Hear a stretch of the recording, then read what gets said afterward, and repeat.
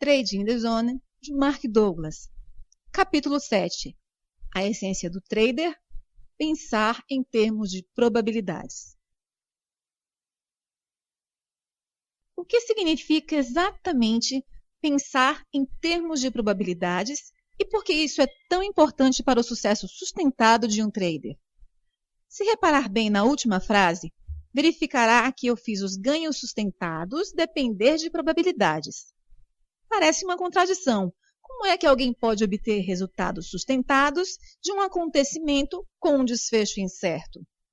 Para responder a esta questão, tudo o que temos de fazer é olhar para a indústria do jogo.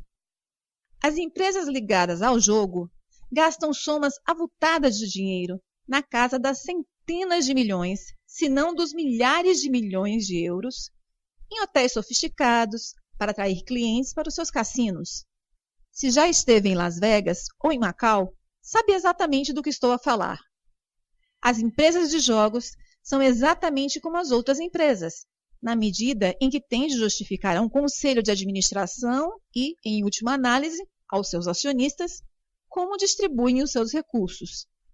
Como é que acha que justificam gastar tanto dinheiro em hotéis luxuosos e cassinos, cuja função principal é gerar lucros de um acontecimento que tem um desfecho puramente aleatório? Primeiro paradoxo: desfecho aleatório, resultados sustentados. Ora, aqui está um paradoxo interessante. Os cassinos geram lucros sustentadamente dia após dia e ano após ano, promovendo um acontecimento que tem um desfecho puramente aleatório. Simultaneamente, a maioria dos traders acredita que o comportamento do mercado não conduz a desfechos aleatórios, embora não consigam gerar lucros sustentados com tanta facilidade. Não deveria um desfecho não aleatório produzir resultados sustentados e um desfecho aleatório produzir resultados não sustentados? Aquilo que os proprietários dos cassinos, os jogadores experientes e os melhores traders percebem é que os acontecimentos que têm desfechos aleatórios podem produzir resultados sustentados se as probabilidades jogarem a seu favor e a sua dimensão for suficientemente grande.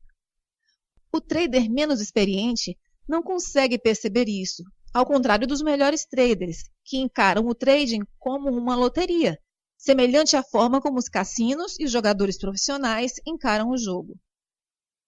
Olhemos, por exemplo, para o blackjack. No blackjack, os cassinos têm aproximadamente uma vantagem de 4,5% sobre o jogador, com base nas regras do jogo aceitas pelos jogadores. Isso significa que, no universo de todos os jogadores, o cassino irá gerar lucros líquidos de 4,5 cêntimos para cada euro apostado no jogo. Esta média de 4,5 cêntimos tem em conta todos os jogadores, os que perderam muito e todos os outros. Ao fim de um dia, uma semana, um mês ou um ano, o cassino arrecada sempre para si aproximadamente 4,5% do valor total jogado. Estes 4,5% podem não parecer muito, mas suponhamos que este jogo movimenta um total de 100 milhões de euros em todas as mesas de blackjack ao longo de um ano. O cassino terá um lucro de 4,5 milhões. O que os proprietários dos cassinos e os jogadores profissionais compreendem sobre a natureza das probabilidades é que cada rodada individual é estatisticamente independente de todas as outras. Isso significa que cada rodada individual é um acontecimento único, em que o desfecho é aleatório em relação à última e à próxima rodada. Se pensarmos em cada rodada individualmente, haverá uma distribuição aleatória e imprevisível entre as rodadas vencedoras e as perdedoras. Mas, numa base coletiva, acontece o contrário. Com um número de rodadas suficientemente grande, irão emergir padrões que produzem um desfecho consistente, previsível e estatisticamente fiável. O que torna tão difícil pensar em termos de probabilidades é a existência de dois níveis de pensamento sobrepostos que se parecem contradizer. Chamemos ao primeiro o nível micro. A este nível, temos que acreditar na incerteza e na imprevisibilidade do desfecho de cada rodada individual.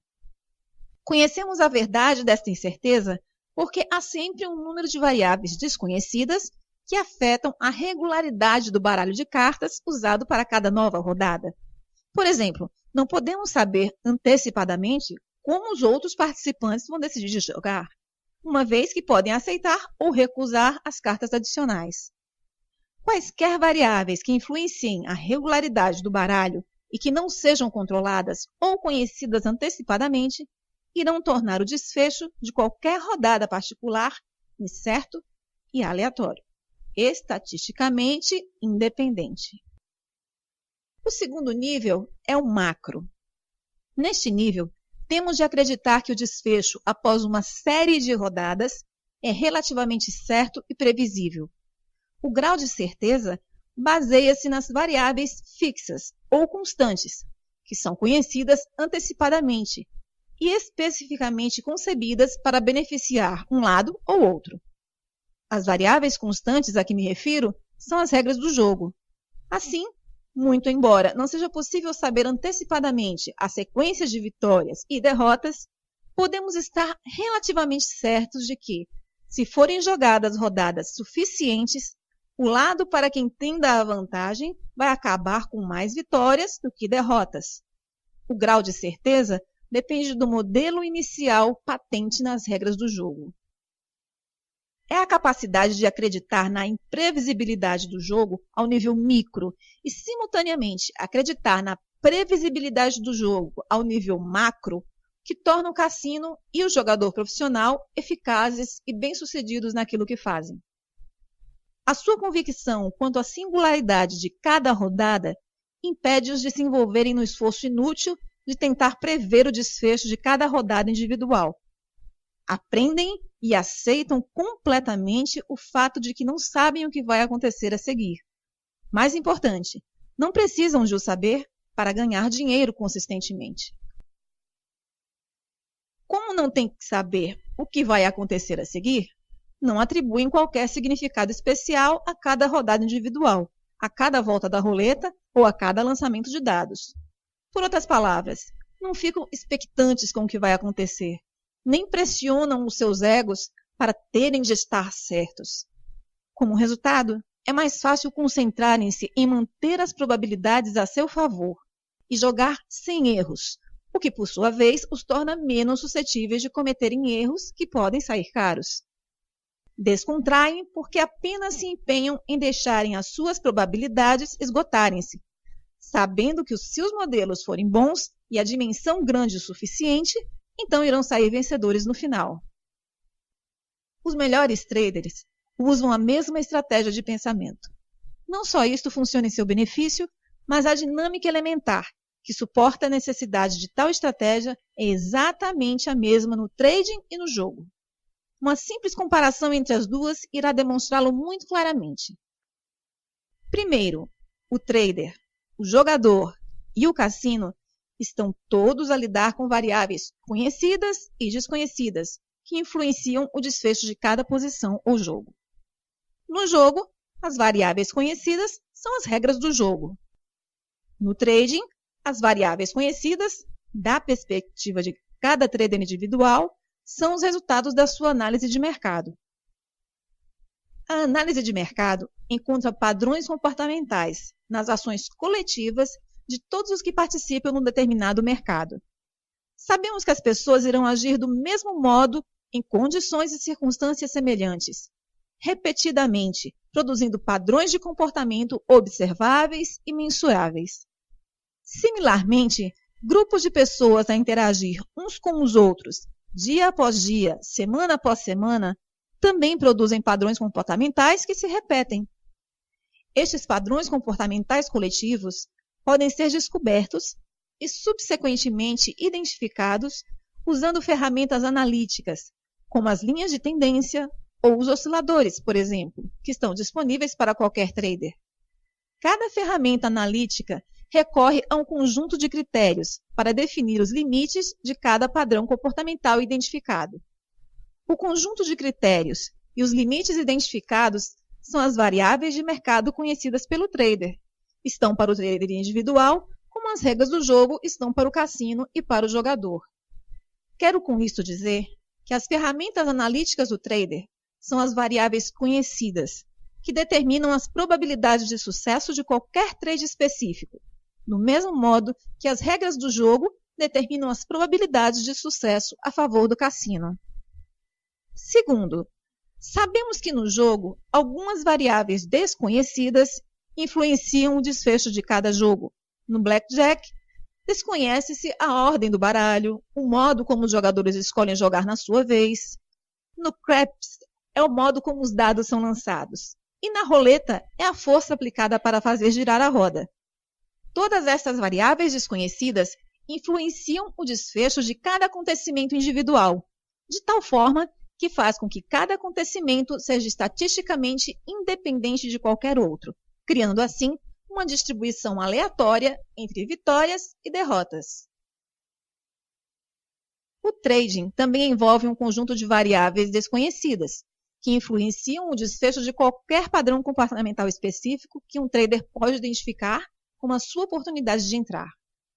No trading, as variáveis desconhecidas são todos os outros traders que podem entrar no mercado para realizar ou fechar uma posição. Cada posição contribui para a evolução do mercado num dado momento, o que significa que cada trader, agindo com base no que pensa estar caro ou barato, contribui para o padrão de comportamento coletivo que é exibido naquele momento. Se for possível identificar um padrão e se as variáveis usadas para definir aquele padrão corresponderem à definição de um sinal positivo para um trader em particular, então podemos dizer que o mercado está a oferecer ao trader uma oportunidade para comprar em baixa ou vender em alta. Suponhamos que o trader agarra a oportunidade e realiza o trade. Que fatores irão determinar se o mercado evolui na sua direção ou contra ele? A resposta é o comportamento dos outros traders. No momento em que abre uma posição e enquanto se mantiver nela, outros traders estarão a participar naquele mercado. Estarão a agir igualmente com base no que acreditam estar caro ou barato. Num dado momento, uma percentagem dos outros traders estará a confirmar o sinal que o nosso trader identificou, e outra percentagem de trades estará a fazer o seu oposto. Não há forma de saber antecipadamente como todos os outros traders se irão comportar e como o seu comportamento irá influenciar o nosso trade, pelo que o seu desfecho é incerto. O fato é que o desfecho de qualquer trade é sempre influenciado pelo comportamento subsequente de outros traders ativos no mercado, tornando incerto o desfecho de todos os trades. Como todos os trades têm um desfecho incerto, então, tal como no jogo, cada posição tem de ser estatisticamente independente do trade seguinte, do último trade ou de quaisquer trades no futuro, embora o trader possa usar o mesmo conjunto de variáveis conhecidas para identificar a sua oportunidade. Além disso, se o desfecho de cada trade for estatisticamente independente de todos os outros, também tem de haver uma distribuição aleatória entre ganhos e perdas em uma determinada sequência ou num conjunto de trades, embora as probabilidades de sucesso para cada trade possam jogar a favor do trader. Terceiro, os proprietários dos cassinos não tentam prever ou saber antecipadamente o desfecho de cada acontecimento. Para além de que, seria extremamente difícil, dadas as variáveis desconhecidas em cada jogo. Tal não é necessário para criar resultados consistentes.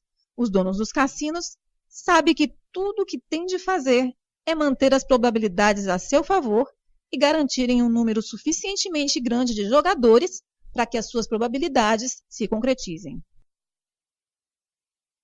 O trading no momento. Os traders que aprenderam a pensar em termos de probabilidades abordam os mercados praticamente da mesma maneira. No nível micro, acreditam que cada trade e oportunidades são únicos. O que sabem sobre a natureza do trading é que num dado momento o mercado pode gerar um gráfico exatamente igual ao que gerou em algum momento anterior.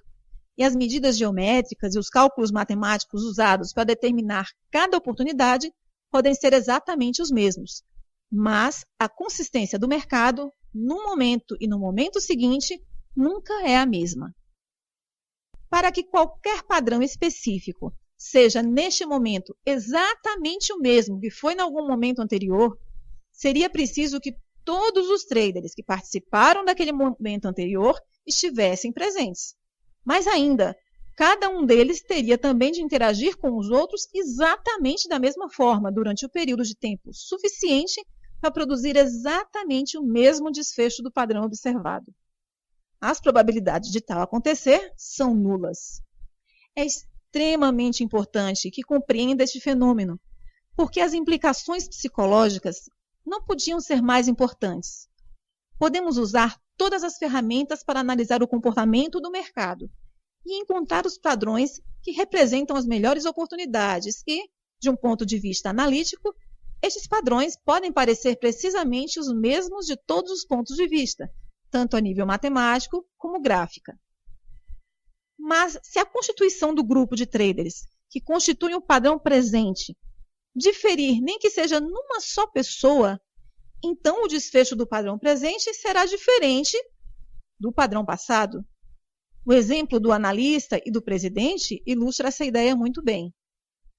Só é preciso um trader, algures no mundo, com uma convicção diferente sobre o futuro para mudar o desfecho de qualquer padrão de mercado específico e contrariar o sinal que aquele padrão eventualmente apresenta.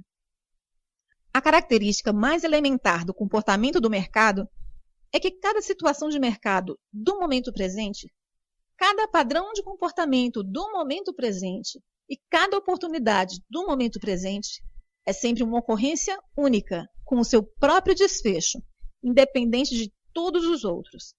A singularidade implica que tudo pode acontecer, seja o que conhecemos, esperamos ou antecipamos, ou o que não conhecemos, ou não podemos saber, a menos que tivéssemos aptidões perceptíveis extraordinárias.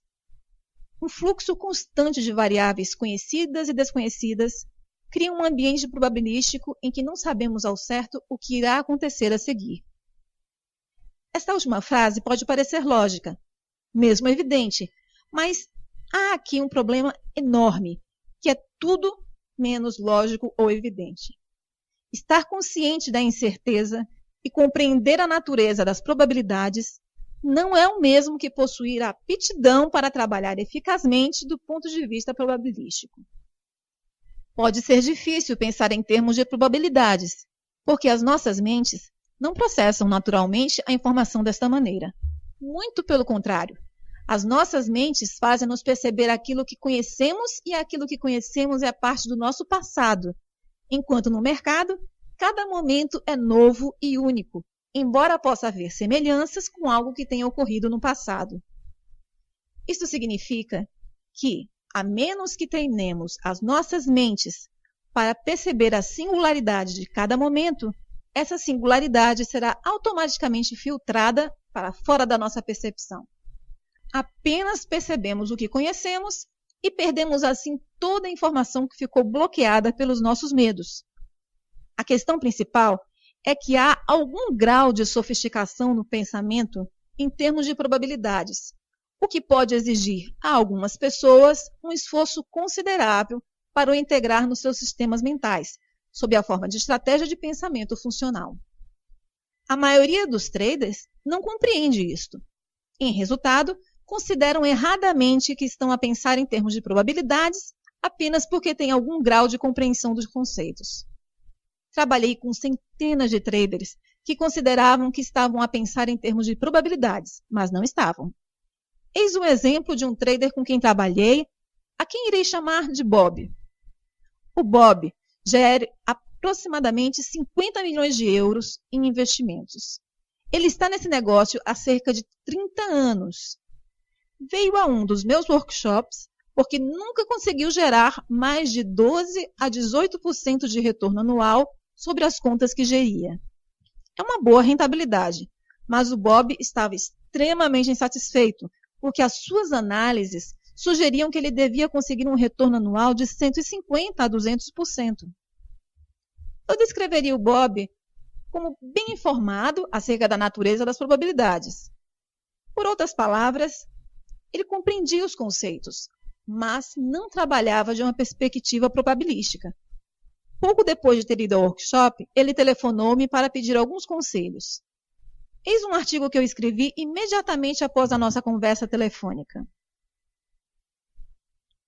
28 de setembro de 1995.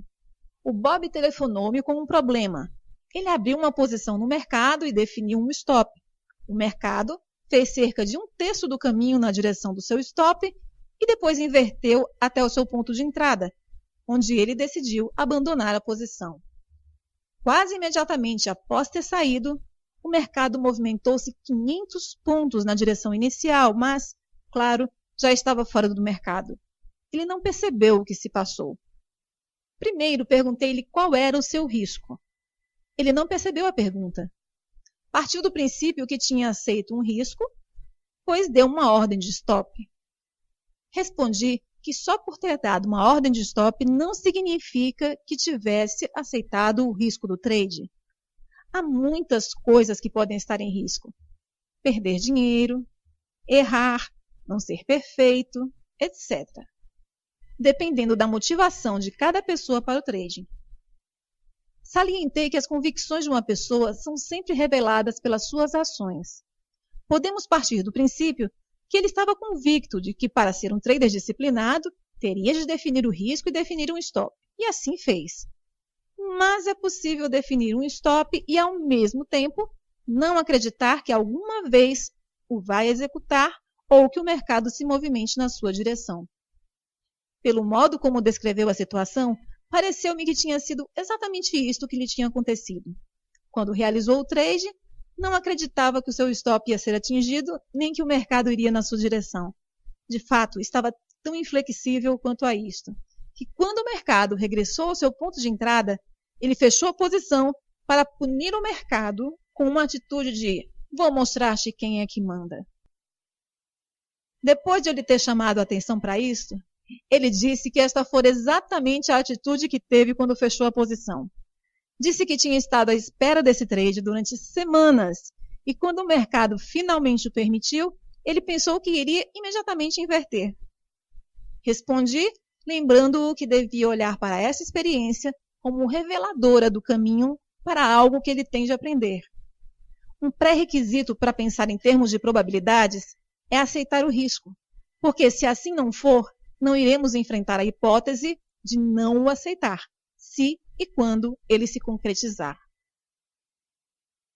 Quando tiver treinado a sua mente para pensar em probabilidades, significa que aceitou completamente todas as hipóteses, sem resistência ou conflito interno, e que se esforça para ter em conta as forças desconhecidas. Pensar deste modo é praticamente impossível, a menos que tenha feito o trabalho mental necessário para deixar de pensar na necessidade de saber o que vai acontecer a seguir ou na necessidade de acertar em cada trade. De fato, o grau com que pensa que sabe, parte do princípio que sabe ou, de alguma maneira, acredita que sabe o que vai acontecer a seguir, é equivalente ao seu grau de fracasso como trader. Os traders que aprenderam a pensar em termos de probabilidades estão confiantes no seu sucesso, porque empenham-se em agarrar cada trade que corresponda à oportunidade que identificam. Não selecionam cuidadosamente as oportunidades, pois partem do princípio ou acreditam que vão funcionar. Nem evitam as oportunidades que, seja por que razão for, partem do princípio ou acreditam que não irão funcionar. Se o fizessem, estariam a contrariar a sua convicção de que a situação do momento presente é sempre única, criando uma distribuição aleatória entre ganhos e perdas. Aprenderam arduamente que não sabem antecipadamente quais as oportunidades que irão funcionar e quais as que não irão.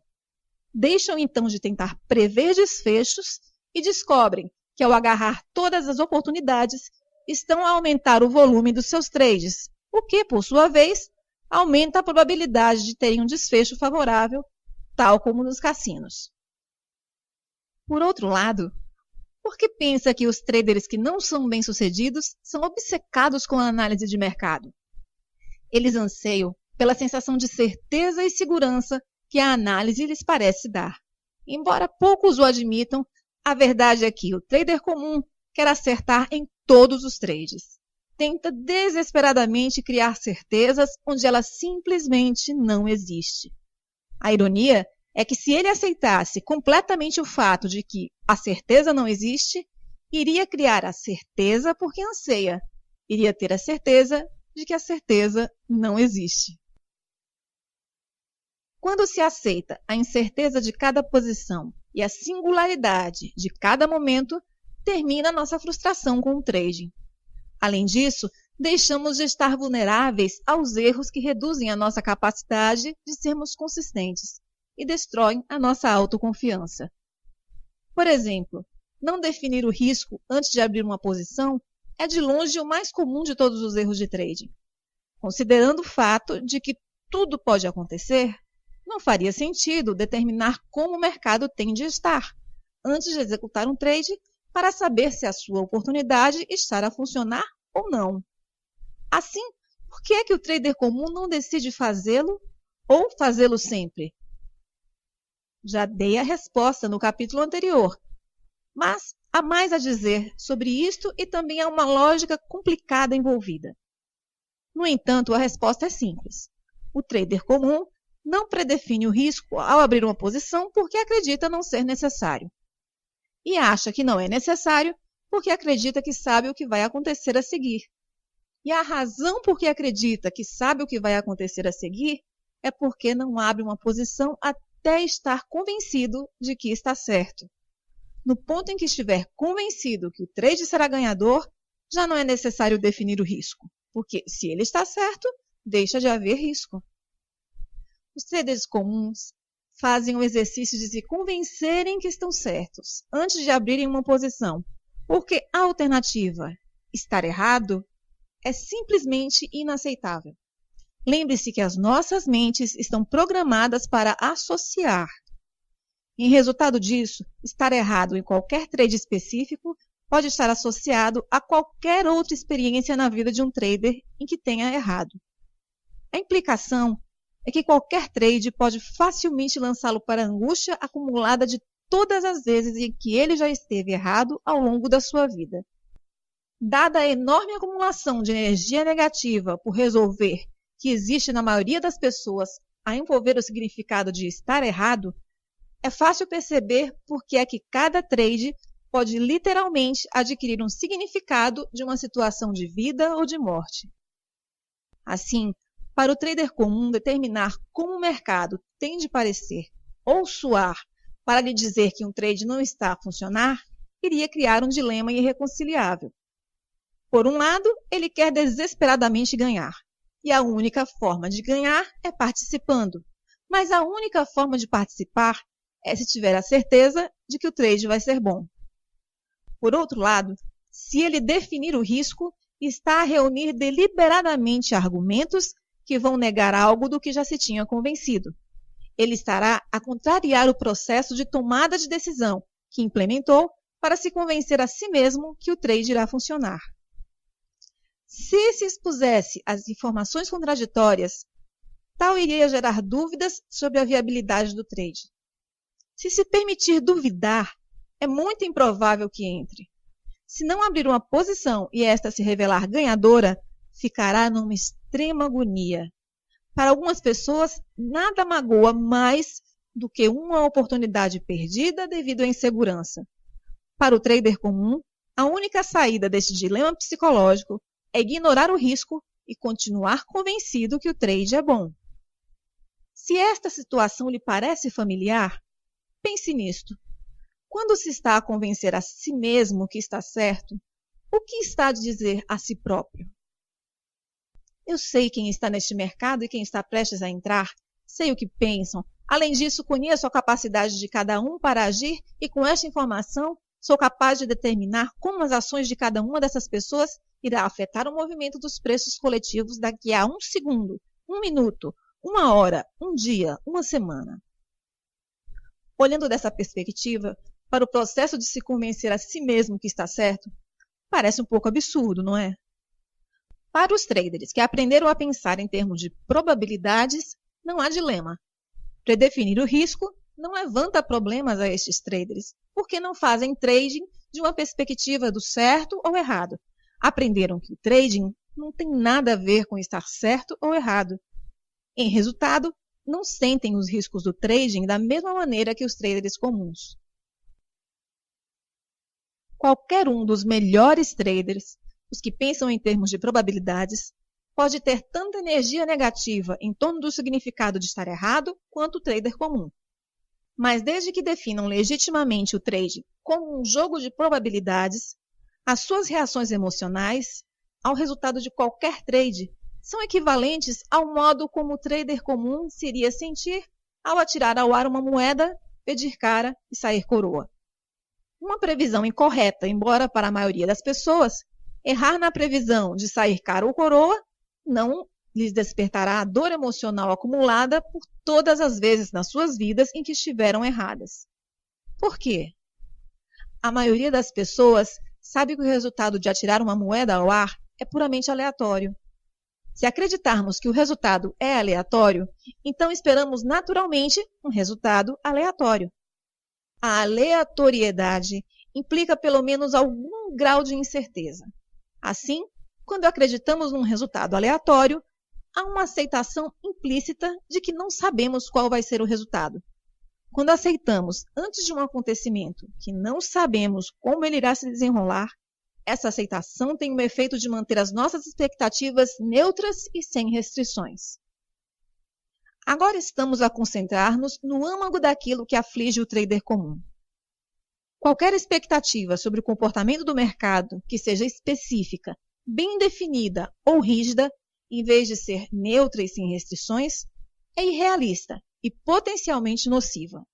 Se cada momento do mercado é único e tudo é possível, então qualquer expectativa que não reflita essas características livres de restrições é irrealista. Gerir as expectativas. Os danos provocados pelas expectativas irrealistas derivam da forma como afetam a nossa percepção da informação. As expectativas são projeções mentais daquilo que, em algum momento futuro, vamos ver, ouvir, saborear ou tocar, e provém daquilo que conhecemos. Não podemos esperar algo que não conhecemos ou de que não temos consciência. Aquilo que conhecemos é equivalente àquilo que aprendemos a pensar acerca das formas como o ambiente externo se pode exprimir. É a nossa versão pessoal da verdade. Quando esperamos que algo aconteça, estamos a projetar para o futuro aquilo que pensamos ser verdade. Estamos à espera que o ambiente externo daqui a 1 minuto, 1 hora, 1 dia, 1 semana ou 1 mês se manifeste da forma como o representamos nas nossas mentes. Temos de ser cuidadosos quanto ao que projetamos para o futuro, porque nada é capaz de criar maior infelicidade e sofrimento emocional do que uma expectativa não correspondida. Quando os acontecimentos se dão exatamente como esperamos, como nos sentimos? A resposta é geralmente muito bem, o que inclui, entre outras, a sensação de felicidade, alegria, satisfação e bem-estar. A menos, é claro, que se concretize algo terrível, porque tenhamos esperado. Inversamente, como nos sentimos quando as nossas expectativas não se concretizam? A resposta universal é dor emocional. Todos experimentamos algum grau de ira, ressentimento, desespero, pesar, desilusão, insatisfação ou traição quando o ambiente não se revela exatamente como esperávamos, a menos, é claro, que sejamos surpreendidos por algo que se revele melhor do que imaginamos. É aqui que nos deparamos com problemas. Como as nossas expectativas provêm daquilo que conhecemos, esperamos, naturalmente, que o que pensamos conhecer esteja certo. Assim, já não estamos no estado mental neutro ou aberto, e não é difícil compreender por quê. Se achamos que nos vamos sentir tranquilos, se o mercado se comportar como esperamos, ou sentir ameaçados se fizer o contrário, então não estamos no estado mental neutro ou aberto. Muito pelo contrário, o poder da convicção que alimenta a expectativa fará com que percebamos sinais do mercado de forma a confirmar aquilo que esperamos. Naturalmente, gostamos de nos sentir bem. E os nossos mecanismos de proteção para evitar a dor emocional irão proteger-nos dos sinais de mercado que não confirmam aquilo que esperamos, para evitar que nos sintamos mal. Tal como já indiquei, as nossas mentes estão concebidas para nos ajudar a proteger da dor, tanto física como emocional. Estes mecanismos de proteção para evitar a dor emocional existem tanto ao nível consciente como subconsciente. Por exemplo, se um objeto vem na direção da nossa cabeça, reagimos instintivamente para sair do caminho. Baixar a cabeça não exige um processo consciente de tomada de decisão. Por outro lado, se virmos o objeto e tivermos tempo para pensar, podemos decidir apanhar o objeto, afastá-lo com a mão ou baixar a cabeça. Estes são exemplos de como nos protegemos conscientemente da dor física. A maneira como nos protegemos da dor emocional ou mental funciona da mesma forma, exceto que estamos agora a proteger-nos de informação. Por exemplo, o mercado gera sinais que se vai movimentar numa direção específica. Se houver uma diferença entre aquilo que queremos ou esperamos e aquilo que o mercado se prepara para fazer, então os nossos mecanismos de proteção para evitar a dor emocional entram em ação para compensar as diferenças. Tal como a dor física, este mecanismo opera tanto ao nível consciente como subconsciente. Para nos protegermos de informação potencialmente causadora de dor emocional ao nível consciente, racionalizamos, justificamos, arranjamos desculpas, reunimos informação para neutralizar, ficamos irados ou simplesmente mentimos a nós mesmos. Ao nível subconsciente, o processo para evitar a dor emocional é muito mais sutil e misterioso. A este nível, a mente pode bloquear momentaneamente a nossa capacidade de vislumbrar alternativas. Ora, nessa batalha, os nossos mecanismos de proteção conseguem limitar a visão de alternativas, como se não existissem. Para ilustrar este fenômeno, recorro a um exemplo já referido. Estamos num trade em que o mercado se movimenta contra nós. De fato, o mercado criou uma tendência na direção oposta àquilo que esperamos.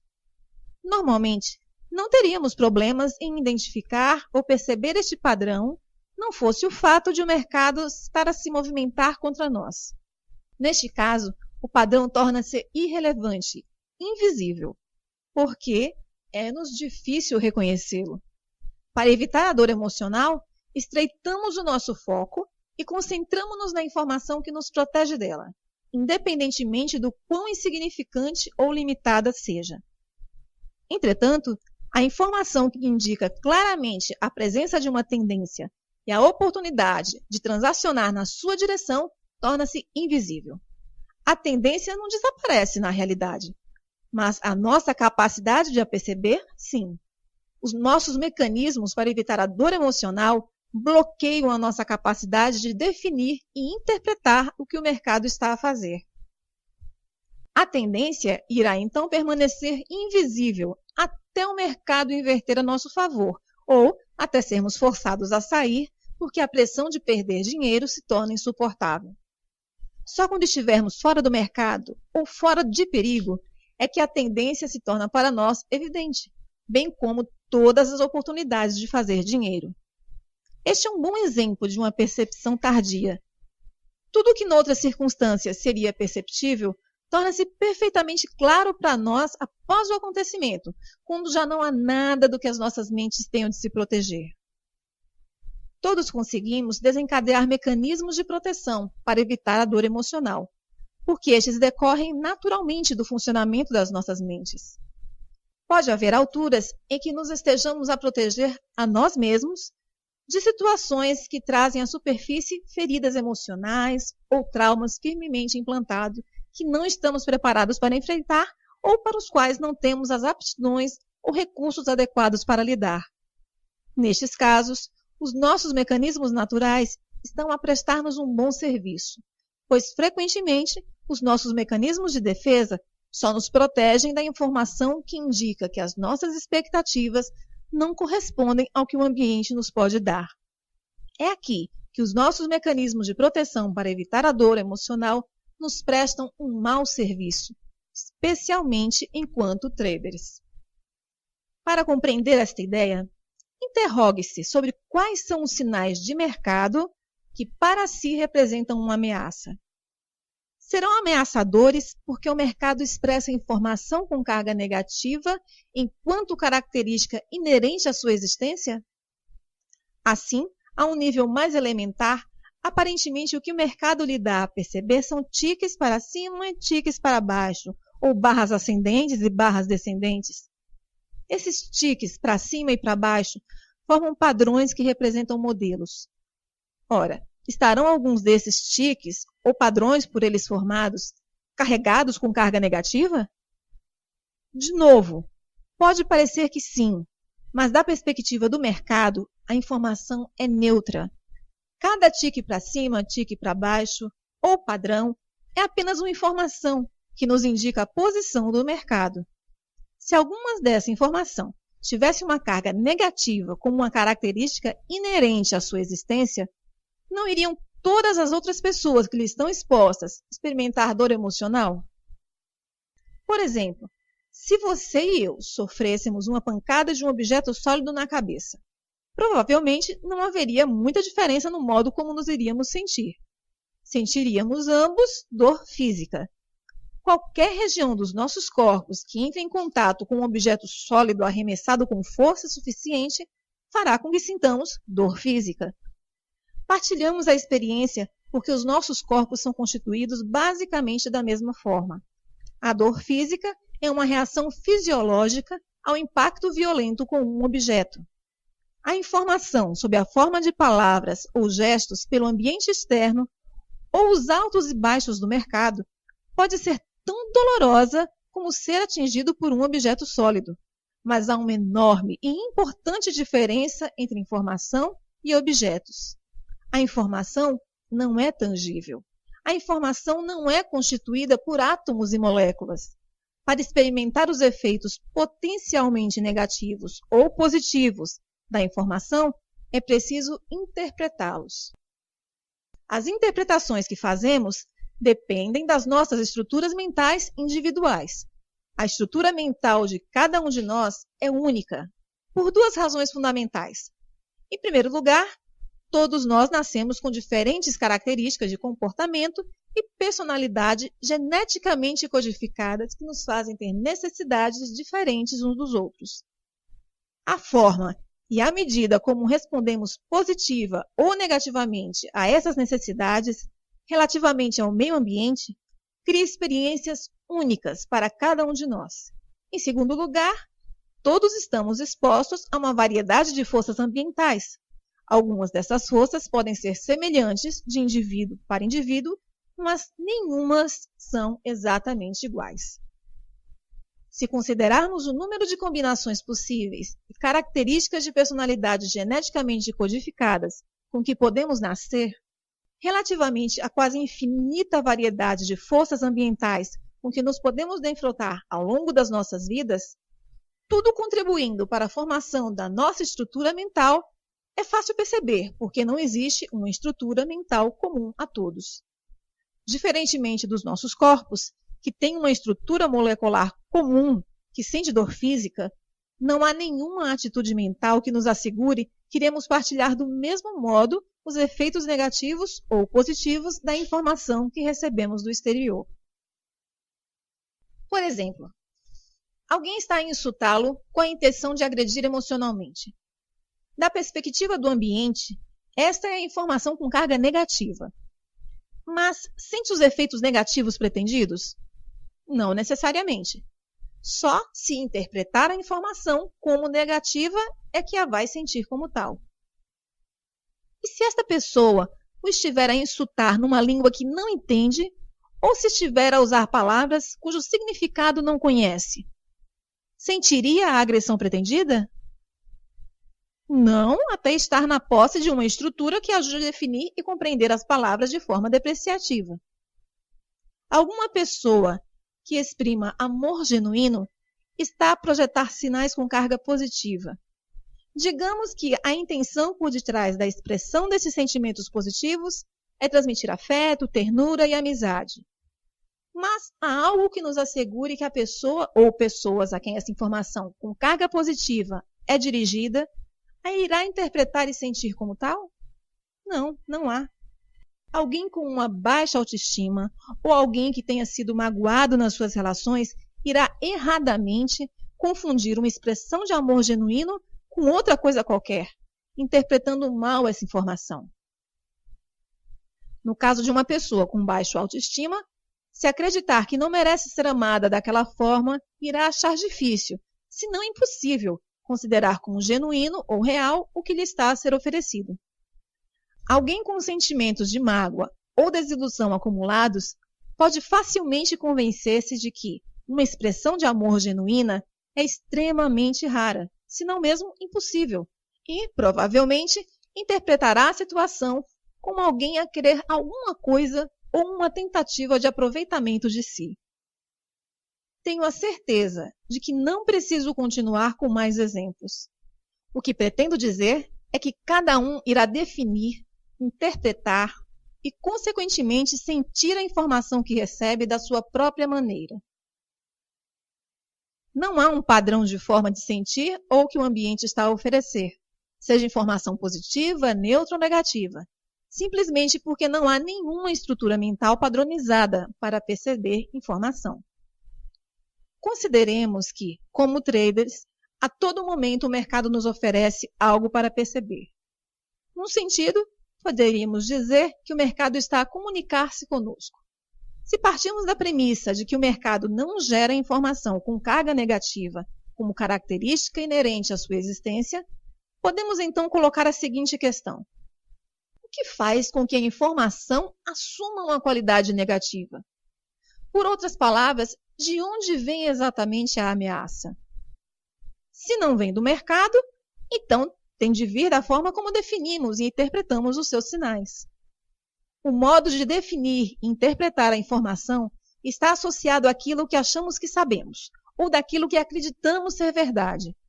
Se aquilo que sabemos ou em que acreditamos for de fato verdade, e não iríamos acreditar se não o fosse, então, quando nos projetamos para algum momento futuro, sob a forma de expectativa, esperamos naturalmente estarmos certos. Quando esperamos estar certos, qualquer informação que não confirme a nossa versão da verdade torna-se automaticamente uma fonte de ameaça. Qualquer informação que tenha o potencial de ser ameaçadora também tem o potencial para ser bloqueada, distorcida ou a sua importância diminuída pelos nossos mecanismos de proteção para evitar a dor emocional. É esta característica particular na forma como as nossas mentes funcionam que nos podem realmente prestar um mau serviço. Como traders, não nos podemos dar ao luxo de deixar os nossos mecanismos afastar-nos do que o mercado nos comunica acerca das suas oportunidades para entrar, sair, aumentar ou reduzir uma posição só porque segue um caminho que não queremos ou não esperamos. Por exemplo, quando observamos o mercado sem ter a intenção de entrar, alguma subida ou descida faz com que nos sintamos irados, desapontados, frustrados, desiludidos ou traídos? Não. A razão é que não está nada em jogo. Estamos simplesmente a observar a informação que nos diz onde está o mercado naquele momento. Se os altos e baixos que observamos formarem algum tipo de padrão comportamental que identificamos, não o reconhecemos imediatamente. Sim, pela mesma razão. Não está nada em jogo. Não está nada em jogo porque não há expectativa. Não projetou no futuro o que acredita, considera ou pensa saber sobre aquele mercado em um determinado momento no futuro. Em resultado, não há nada para acertar ou errar, pelo que a informação não tem capacidade para ser ameaçadora ou ganhar carga negativa. Sem expectativa específica, não coloca limites ao comportamento do mercado. Sem barreiras mentais, estará disposto a perceber tudo o que aprendeu sobre a natureza e a forma como o mercado se movimenta, Não há nada para os seus mecanismos de proteção para evitar a dor emocional excluírem ou distorcerem para o proteger. Nos meus workshops, peço sempre aos participantes para resolverem o seguinte paradoxo fundamental do trading. De que forma um trader tem que aprender a ser simultaneamente rígido e flexível? A resposta é: temos de ser rígidos nas nossas regras e flexíveis nas nossas expectativas. Temos que ser rígidos nas nossas regras para adquirirmos uma sensação de autoconfiança que nos proteja num ambiente com poucos limites, se é que tem alguns. E temos de ser flexíveis nas nossas expectativas para podermos perceber, com o maior grau possível de lucidez e objetividade, os sinais do mercado. Neste ponto, provavelmente nem é preciso dizer que o trader comum faz exatamente o oposto. É flexível nas regras e rígido nas expectativas. Curiosamente, quanto mais rígida é a expectativa, mais ele tem que adaptar, violar ou quebrar as suas regras para servir a sua relutância em desistir daquilo que quer a favor daquilo que o mercado está a oferecer. Eliminar o risco emocional. Para eliminar o risco emocional do trading, é preciso neutralizar as expectativas quanto ao comportamento do mercado num dado momento ou numa determinada situação. Para o fazer, tem de estar disposto a pensar a partir da perspectiva do mercado. Lembre-se que o mercado comunica com base em probabilidades. Do ponto de vista coletivo, a sua estratégia pode parecer perfeita, mas ao nível individual, cada trader tem potencial para agir como uma força sobre o movimento de preços que contraria o resultado positivo da sua estratégia. Para pensar em termos de probabilidades, temos de criar uma atitude mental coerente com os princípios fundamentais de um ambiente probabilístico. Uma atitude mental probabilística, no contexto do trading, consiste em 5 verdades fundamentais. 1. Tudo pode acontecer. 2. Para ganhar dinheiro, não precisamos saber o que vai acontecer a seguir. 3. Há uma distribuição aleatória entre ganhos e perdas num determinado conjunto de variáveis que definem uma oportunidade. 4. Uma oportunidade não é mais do que uma probabilidade maior da ocorrência de um acontecimento do que outro. 5. Cada momento no mercado é único. Lembre-se que a sua vulnerabilidade para sentir dor emocional vem da forma como define e interpreta os sinais do mercado. Quando adota estas 5 verdades, as suas expectativas irão estar sempre em sincronia com as realidades psicológicas do mercado. Com as expectativas adequadas, irá eliminar a sua disponibilidade para definir e interpretar os sinais do mercado como ameaçadores, e com isso, neutralizar eficazmente o risco emocional do trading. A ideia é desenvolver um estado mental despreocupado, que aceite completamente o fato de que há sempre forças desconhecidas a operar no mercado. Quando tornamos estas verdades partes funcionais do nosso sistema de convicções, a parte racional da nossa mente irá defender essas verdades, do mesmo modo que defende qualquer outra convicção que tenhamos sobre a natureza do trading. Isso significa que, pelo menos a um nível racional, a nossa mente irá defender-se automaticamente da ideia ou do pressuposto de que sabe o que vai acontecer a seguir. É uma contradição acreditar que cada trade é um acontecimento único, com um resultado incerto e aleatório em relação a qualquer outro trade feito no passado, e ao mesmo tempo acreditar que tem a certeza de que sabe o que vai acontecer a seguir e esperar acertar. Se realmente acredita num resultado incerto, então também espera que tudo possa acontecer. Dito de outra forma, no momento em que deixa sua mente agarrar-se à noção de que sabe, deixa de considerar as variáveis desconhecidas. A sua mente não o deixará agir, vendo outras alternativas. Se acredita que sabe, o momento deixa de ser único. Se o momento não for único, tudo passa a ser conhecido, ou seja, deixa de haver algo a descobrir. No entanto, No momento em que deixar de se preocupar com o que não sabe ou não pode saber sobre o mercado, em vez de perceber o que o mercado está a oferecer, fica vulnerável a todos os erros típicos de trading. Por exemplo, se acredita num resultado incerto, alguma vez iria considerar a hipótese de abrir uma posição sem definir o risco previamente? Iria alguma vez hesitar em reduzir uma perda? E então, os erros de trading, como agir precipitadamente? Como poderia antecipar um sinal que o mercado ainda não deu se não estivesse convencido que iria deixar passar a oportunidade? Por que é que iria deixar uma posição ganhadora tornar-se perdedora ou não ter uma forma sistemática de encaixar ganhos se não estivesse convencido que o mercado flui indefinidamente na sua direção? Por que é que iria hesitar em abrir uma posição a menos que estivesse convencido de que iria perder quando o mercado estava no seu ponto original de entrada? Por que é que iria quebrar as suas regras transacionando uma quantia demasiado elevada em relação ao seu capital ou tolerância emocional para suportar uma perda se não estivesse absolutamente certo de que tinha algo assegurado? Finalmente, se realmente acredita numa distribuição aleatória entre ganhos e perdas, poderia alguma vez sentir-se traído pelo mercado? Se lançasse uma moeda ao ar e acertasse no que iria sair, não iria necessariamente esperar acertar no lançamento seguinte, simplesmente porque acertou no último, e vice-versa.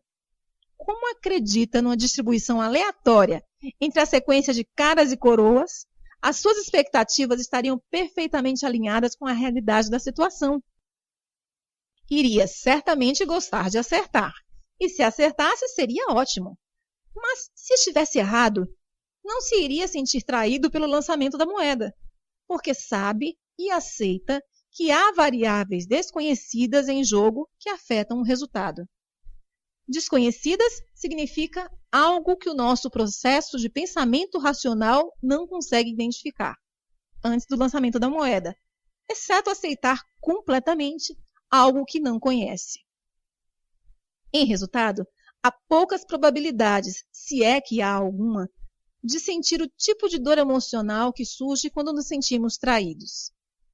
Como traders, quando estamos à espera de um resultado aleatório, ficaremos sempre um pouco surpreendidos com algo que o mercado faz, mesmo que tal corresponda exatamente à concretização da oportunidade que identificamos e acabemos com um trade ganhador.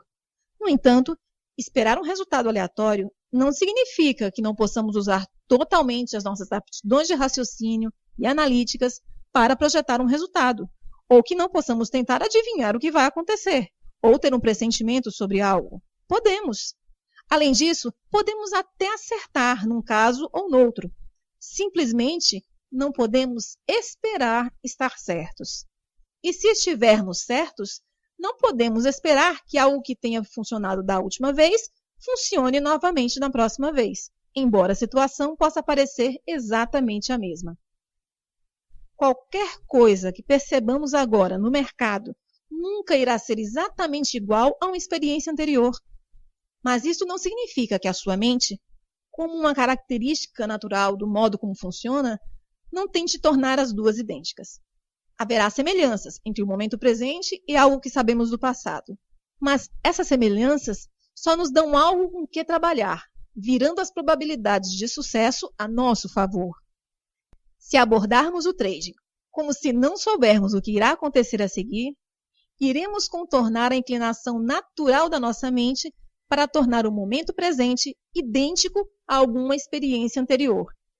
Por muito pouco natural que pareça, podemos deixar alguma experiência anterior, seja negativa ou positiva, ditar o nosso estado de espírito. Se o fizermos, será muito difícil, se não impossível, perceber os sinais do mercado a partir do seu ponto de vista. Quando abro uma posição, tudo o que espero é que aconteça algo. Independentemente da qualidade do meu sistema, não espero nada mais do que um movimento do mercado. No entanto, há algumas coisas que dou por certas. Sei que, com base no comportamento passado do mercado, as probabilidades de se movimentar na direção da minha posição são boas ou aceitáveis, pelo menos em relação ao que estou disposto a gastar para descobrir se o faz de fato. Também sei, antes de abrir uma posição, quanto estou disposto a deixar o mercado movimentar-se contra a minha posição. Há sempre um ponto em que as probabilidades de sucesso são mínimas em relação ao potencial de ganho. Nesse ponto, não vale a pena gastar mais dinheiro para descobrir se o trade irá funcionar. Se o mercado chega a esse ponto, sei, sem qualquer dúvida, hesitação ou conflito interno, que irei fechar a posição. A perda não cria nenhum dano emocional, porque não interpreto a experiência negativamente. Para mim, as perdas são simplesmente o custo de fazer negócios, ou um montante de dinheiro que preciso de gastar para atingir os trades ganhadores. Se, por outro lado, o trade se revelar ganhador, na maioria dos casos tenho a certeza em que ponto irei realizar os meus ganhos. Se não tiver a certeza, certamente tenho uma ideia bastante concreta. Os melhores traders vivem no momento presente, porque não há estresse. Não há estresse porque não está nada em risco, a não ser o montante de dinheiro que estão dispostos a gastar num trade. Não se esforçam por estarem certos ou por estarem errados, nem para provar nada. Se e quando o mercado lhes disser que as suas convicções não estão a funcionar ou que é a altura de encaixar ganhos, as suas mentes não fazem nada para contrariar essa informação. Aceitam completamente o que o mercado lhes está a dizer e esperam pela oportunidade seguinte.